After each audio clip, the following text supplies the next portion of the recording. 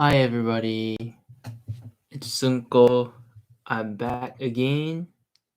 Today is October 18th, Monday, the beginning of uh the week.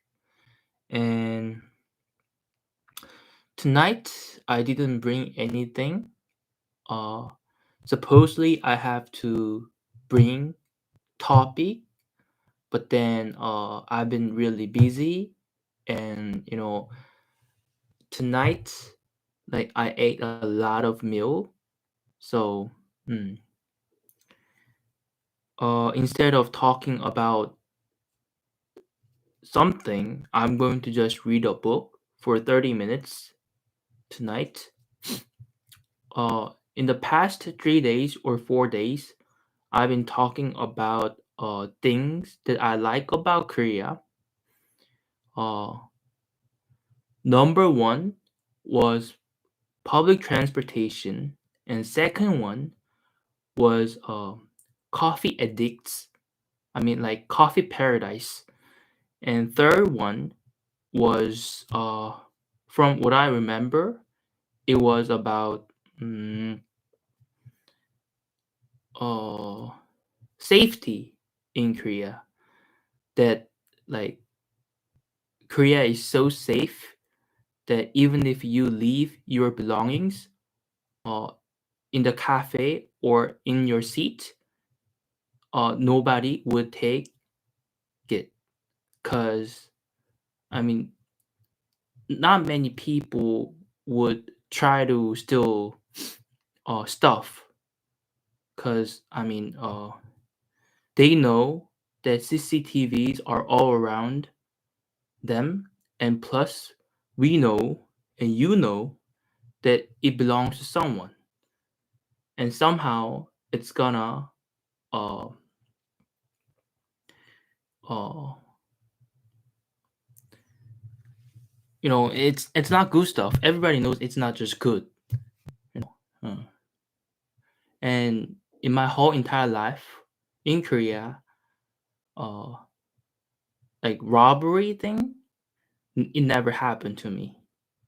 Hmm. And supposedly I have to bring fourth one, but I'm guessing I'm going to bring it tomorrow or the day after tomorrow. Uh, and tonight I'll just keep reading the book for 27 minutes. Okay. All right.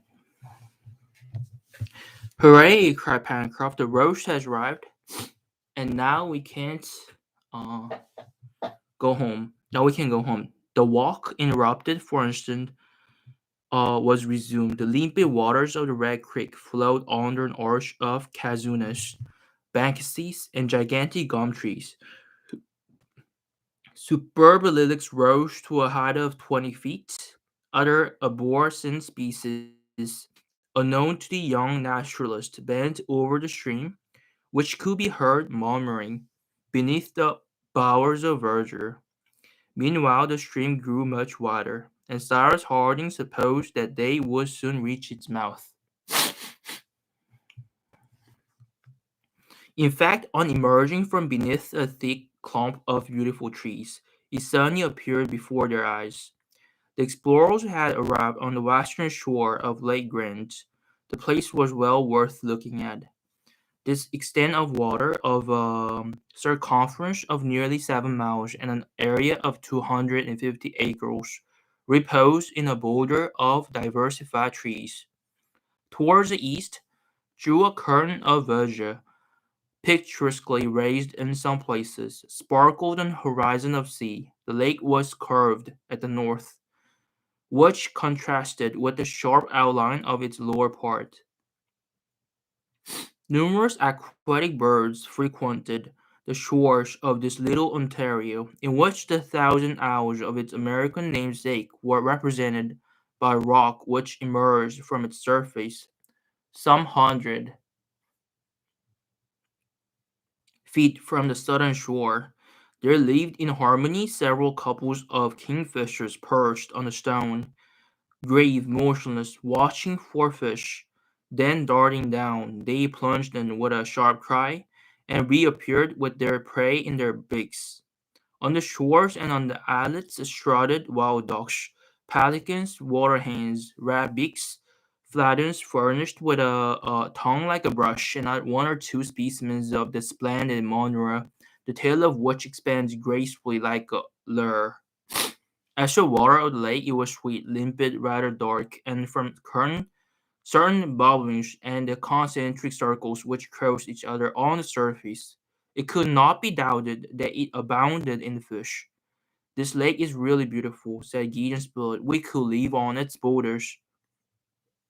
"We'll live there," replied Harding. The settlers, wishing to return to the Chimneys by the shortest way, descended towards the angle formed on the south by the junction of the lake's bank. It was not without difficulty that they broke a path through the thickets and brushwood which had never been put aside by the hand of and they thus went toward the shore, so as to arrive at the north of Prospect Heights. 2 miles were cleared in this direction, and then after they had passed the last curtain of trees, appeared the plateau carpeted with thick turf, and beyond it the infinite sea. To return to the Chimneys, it was enough to cross the plateau mm, obliquely for a space of a mile,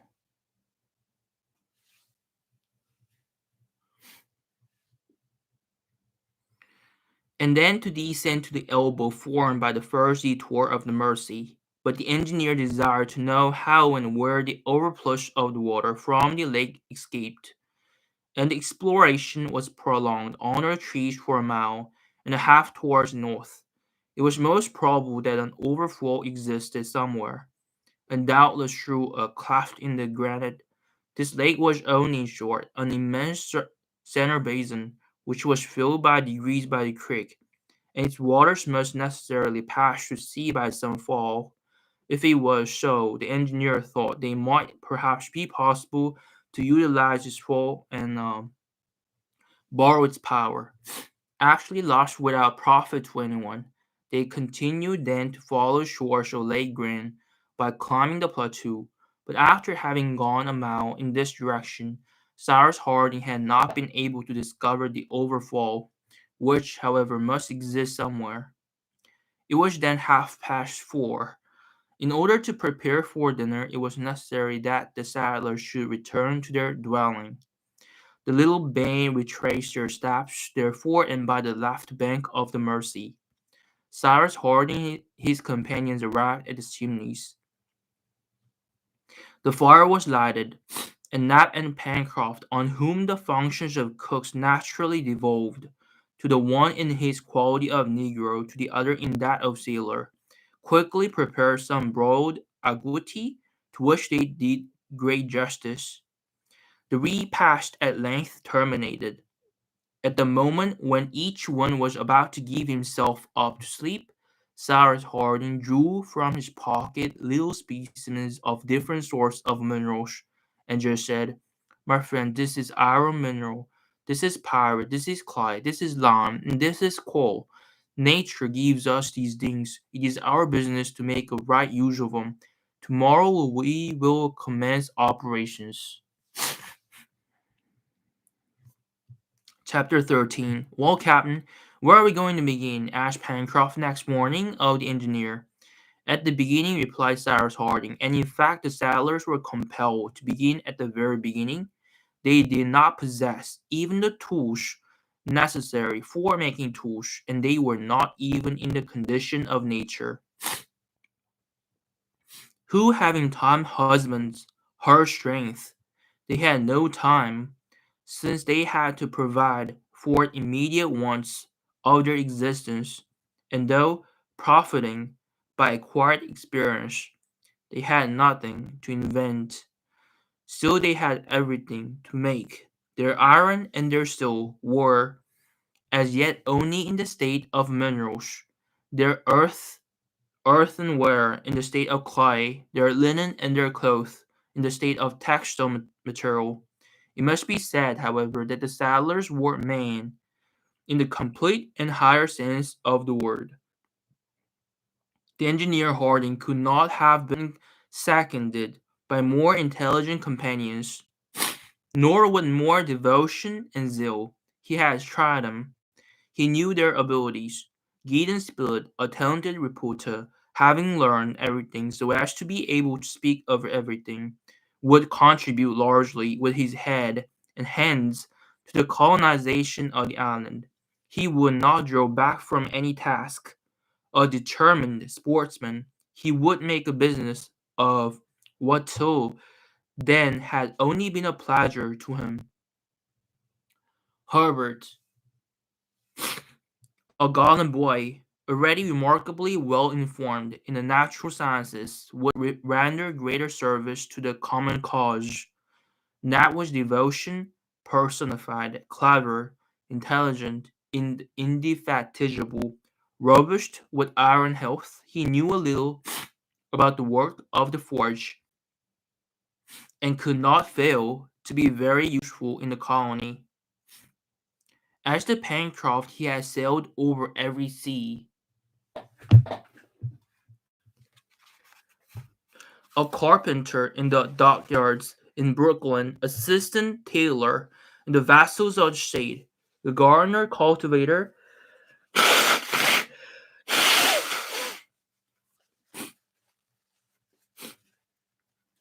during his holidays, etc. And like all seamen fit for anything, he knew how to do everything. It would have been difficult to unite five men, better fitted to struggle against fate, more certain to triumph over it. At the beginning, Cyrus Harding had said, now this beginning of which the engineer spoke was the construction of an apparatus which would serve to transform the natural substances. The part which heat plays in these transformations is known. Now fuel, wood, or coal was ready for immediate use. An oven must be built to use it. What is this oven for? Asked Pencroft. To make the pottery which we have need of, replied Harding. And of what shall we make the oven? Wood bricks, and the bricks with clay. Let us start, my friends. To save trouble, we will establish our manufactory at the place of production. That will bring provisions, and there will be no lack of fire to cook the food. No, replied the reporter. But if there is a lack of food for want of instruments for the chase, if we only had a knife, cried the sailor. Well, asked Cyrus Harding. Well, I would soon make a bow and arrows, and then there could be plenty of game in the larder. Yes, a knife, a sharp blade, said the engineer, as if he was speaking to himself. At this moment his eyes fell upon Top, who was running about on the shore. Suddenly Harding's face became animated. Top here, said he. The dog came at his master's call. The latter took Top's head between his hands, and unfastening the collar which the animal wore round his neck, he broke it in two, saying, there are two knives, Pencroft. Two hurrahs from the sailor, was reply. Top's collar was made of thin piece of timber steel. They had only to sharpen it on a piece of sandstone, then to raise the edge on a finer stone. Now sandstone was abundant on the beach, and 2 hours after the stock of tools in the colony consisted of two sharp blades, which were easily fixed in solid handles. The production of these their first tools was hailed as a triumph. It was indeed a valuable result of their labor, and a very opportune one. They set out. Cyrus Harding proposed that they should return to the western shore of the lake, where the day before he had noticed the clay ground of which he possessed a specimen.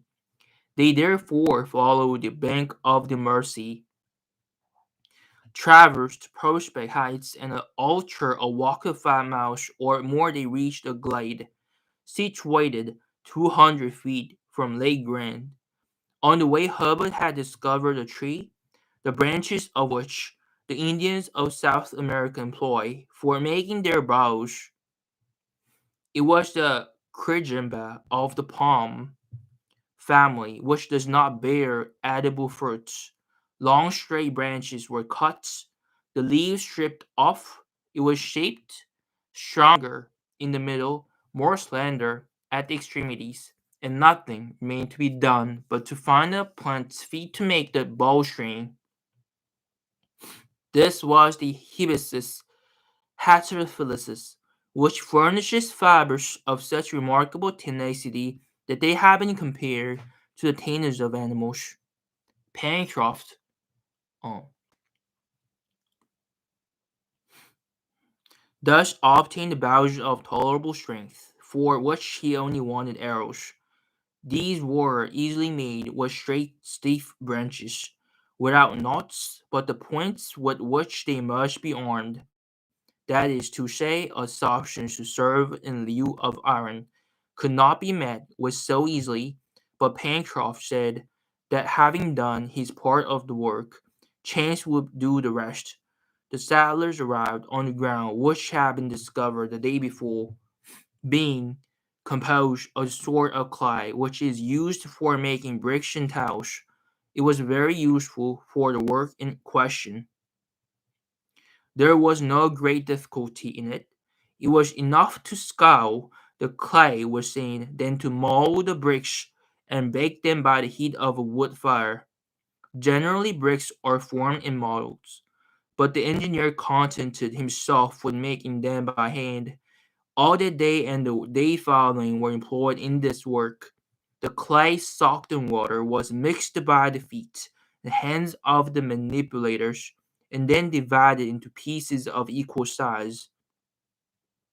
A practiced workman can make, without a machine, about 10,000 bricks in 12 hours, but in their 2 days' work, the five brickmakers on Lincoln Island had not made more than 3,000, which were ranged near each other, until the time when their complete desiccation would permit them to be used in building the oven, that is to say, in 3 or 4 days. It was on the 2nd of April that Harding had employed himself in fixing the orientation of the island, or in other words, the precise spot where the sun rose. The day before he had noted exactly the hour when the sun disappeared beneath the horizon, making allowance for the refraction. This morning he noted no less exactly the hour at which it reappeared. Between the setting and rising 12 hours, 24 minutes passed. Then 6 hours, 12 minutes after its rising, the sun on this day would exactly pass the meridian, and the point of the sky which it occupied at this moment would be the north. At the said hour, Cyrus marked this point, and putting in a line with the sun 2 trees which would serve him for marks, he thus obtained an invariable meridian for his ulterior operations. The settlers employed the 2 days before the oven was built in collecting fuel. Branches were cut all round the glade, and they picked up all the fallen wood under the trees. They were also able to hunt with greater success, since Pencroft now possessed some dozen arrows, armed with sharp points. It was Top who had famished these points by bringing in a porcupine, rather inferior eating, but of greater value, thanks to the quills with which she bristled. These quills were fixed firmly at the ends of the arrows, the flight of which was made more certain by some cockatoo's feathers. The reporter and Hubbard soon became very skillful archers. Game of all sorts in consequence abounded at the chimneys. Capybaras, pigeons, agoutis, grouse, etc. The greater part of these animals were killed in the part of the forest on the left bank of the Mersey. to which they gave the name of Jacamata Wood, in remembrance of the bird which Pencroft and Herbert had pursued when on their first exploration. This game was eaten fresh, but they preserved some capybara hams by smoking them above a fire of green wood, after having perfumed them with sweet-smelling leaves. However, this food, although very strengthening, was always roast upon roast, and the party would have been delighted to hear some soup bubbling on the hearth, but they must wait till a pot could be made, and consequently till the oven was built. During these excursions, which were not extended far from the brick field, the hunters could discern the recent passage of animals of a large size, armed with powerful claws, but they could not recognize the species. Cyrus Harding advised them to be very careful, as the forest probably enclosed many dangerous beasts, and he did right indeed. Gideon Spilett and Herbert one day saw an animal which resembled a jaguar. Happily, the creature did not attack them, or they might not have escaped without a severe wound.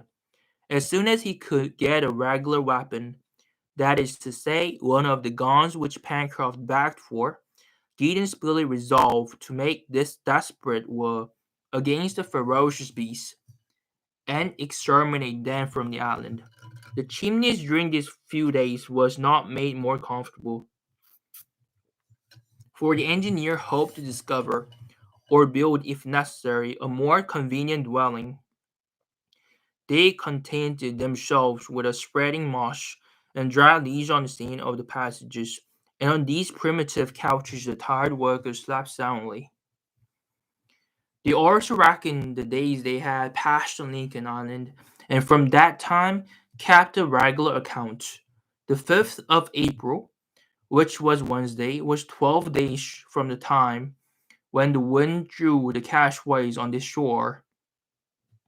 On the 6th of April, at daybreak, the engineer and his companions were collected in the glade, at the place where they were going to perform the operation of baking the bricks. Naturally, this had to be in the open air, and not in a kiln, or rather, the agglomeration of bricks made an enormous kiln, which would bake itself. The fuel, made of well-prepared faggots, was laid on the ground, and surrounded with several rows of dried bricks, which soon formed an enormous cube, to the exterior of which they contrived air holes. The work lasted all day, and it was not till the evening that they set fire to the faggots.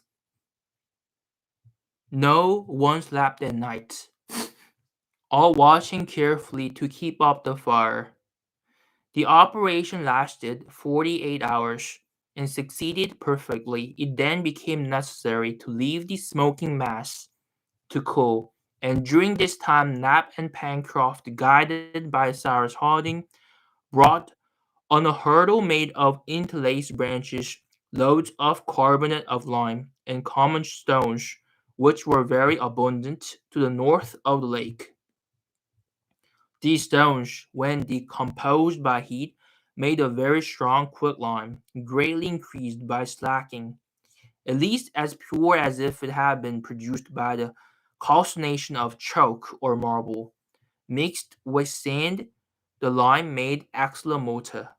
The result of these different works was that on the 9th of April the engineer had at his disposal a quantity of prepared lime and some thousands of bricks. Without losing an instant, therefore, they began the construction of a kiln to bake the pottery, which was indispensable for their domestic use. They succeeded without much difficulty.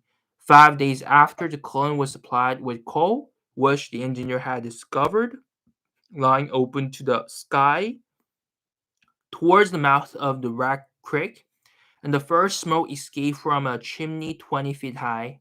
The glade was transformed into a manufactory, and Pencroft was not far wrong in believing that from this clean would issue all the products of modern industry. In the meantime, what the settlers first manufactured was a common pottery in which to cook their food. The chief material was clay, to which Harding added a little lime and quartz. This paste made the regular pipe clay with which they manufactured bowls, cups molded on stones of a proper size, great jars, and pots to hold water, etc. The shape of these objects was clumsy and defective, but after they had been baked in a high temperature, the kitchen of the chimneys was provided with a number of utensils as precious to settlers as the most beautifully enameled china. We must mention here that Pencroft, desirous to know if the clay thus prepared was worthy of its name of pipe clay, made some large pipes, which he thought charming, before which Alice he had no tobacco, and that was great privation to Pencroft. But tobacco will come like everything else, he repeated, in a burst of absolute confidence. This work lasted till the 15th of April, and the time was well employed. The settlers, having become potters, made nothing but pottery. When it suited Cyrus Harding to change them into smiths, they would become smiths. But the next day, being Sunday and also Easter Sunday, all agreed to sanctify the day by rest. These Americans were religious men, scrupulous observers of the precepts of the Bible, and their situation could not but develop sentiments of confidence towards the author of all things. On the evenings of the 15th of April, they returned to the Chimneys, carrying with them the pottery, the furnace being extinguished until they could put it to a new use. Their return was marked by a fortunate incident. The engineer discovered a substance which replaced the tinder. It is known that a spongy, velvety flesh is procured from a certain mushroom of the genus Polyporus. Properly prepared, it is extremely inflammable, especially when it has been previously saturated with gunpowder or boiled in a solution of nitrate or chocolate, not chocolate, chlorate of potash. But then, oh, lovely bear. Hey, hey, Moon, lovely bear, he's here.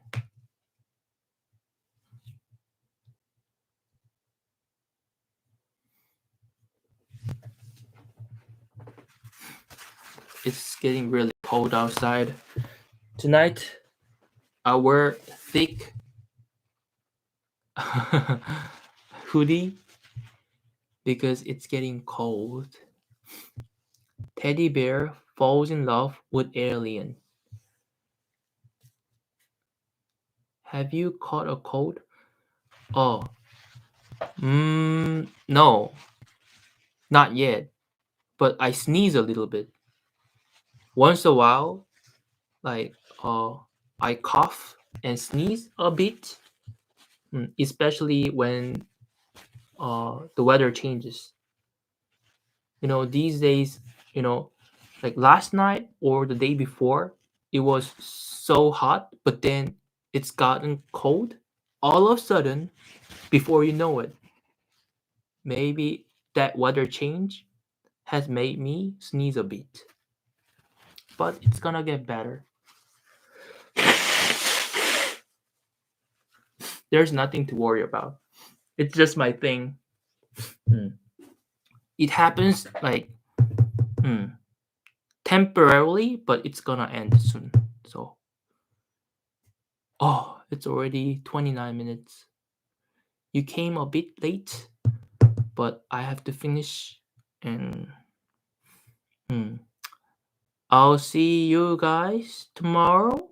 And for sure, I'm going to bring some topic.